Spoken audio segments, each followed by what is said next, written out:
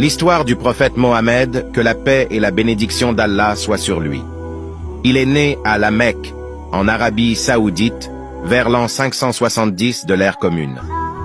Son père, Abdallah, est décédé avant sa naissance, et sa mère, Amina, est morte alors qu'il n'avait que 6 ans.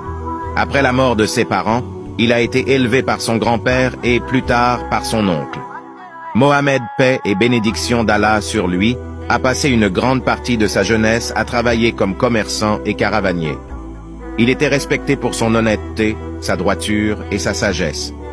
À l'âge de 25 ans, il a épousé une femme riche et veuve nommée Khadija, qui est devenue sa partenaire de vie et son soutien le plus fort. Ils ont eu plusieurs enfants ensemble, mais seul leur fils Fatima a survécu jusqu'à l'âge adulte. À l'âge de 40 ans, alors qu'il se retirait pour méditer dans une grotte du mont Hira, Mohammed a reçu sa première révélation divine. L'archange Gabriel lui est apparu et lui a transmis les paroles d'Allah, Dieu. Ces paroles ont été ensuite compilées dans le Coran, le livre sacré de l'islam. La première révélation a marqué le début de sa mission prophétique. Mohammed, paix et bénédiction d'Allah sur lui, a commencé à prêcher la parole d'Allah à la Mecque. Mais il a rencontré une opposition considérable de la part des polythéistes qui dominaient la région à l'époque. La nouvelle religion monothéiste de l'islam menaçait les intérêts économiques et sociaux des chefs mécois. Les premiers disciples de Mohammed, paix et bénédiction d'Allah sur lui, étaient principalement des membres de sa famille, notamment son épouse Khadija, son cousin Ali et son ami Abu Bakr. La persécution contre les musulmans a augmenté, poussant Mohammed et ses disciples à fuir la Mecque en 622 de l'ère commune. Cet événement est connu sous le nom de l'Hégire et marque le début du calendrier musulman.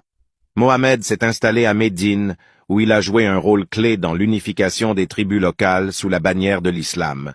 À Médine, Mohammed a établi un État islamique et a commencé à organiser la communauté musulmane. Il a également dirigé plusieurs batailles défensives contre les tribus mécoises qui cherchaient à éradiquer l'islam. Finalement, les musulmans ont triomphé et en 630, Mohammed est retourné à la Mecque en tant que chef victorieux. Après la conquête de la Mecque, Mohammed a pardonné à ses ennemis et a instauré une période de réconciliation. Il a détruit les idoles païennes qui étaient vénérées à la Kaaba, un lieu de culte sacré à la Mecque, et l'a purifié pour en faire le centre du culte islamique. Les dernières années de la vie de Mohammed ont été consacrées à l'expansion de l'islam et à l'établissement des principes de la gouvernance islamique. En 632, Mohammed, que la paix et la bénédiction d'Allah soient sur lui, est décédé à Médine à l'âge de 63 ans. Sa mort a créé une grande tristesse parmi ses disciples, mais ses enseignements et sa mission se sont perpétués à travers le Coran et la tradition prophétique, appelée la Sunna. La vie de Mohammed a laissé un impact durable sur le monde. L'islam est devenu l'une des religions les plus répandues, avec des millions de fidèles à travers le monde.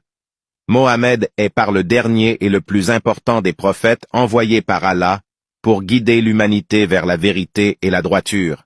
Son exemple et ses enseignements continuent de servir de source d'inspiration et de guidance pour les musulmans du monde entier.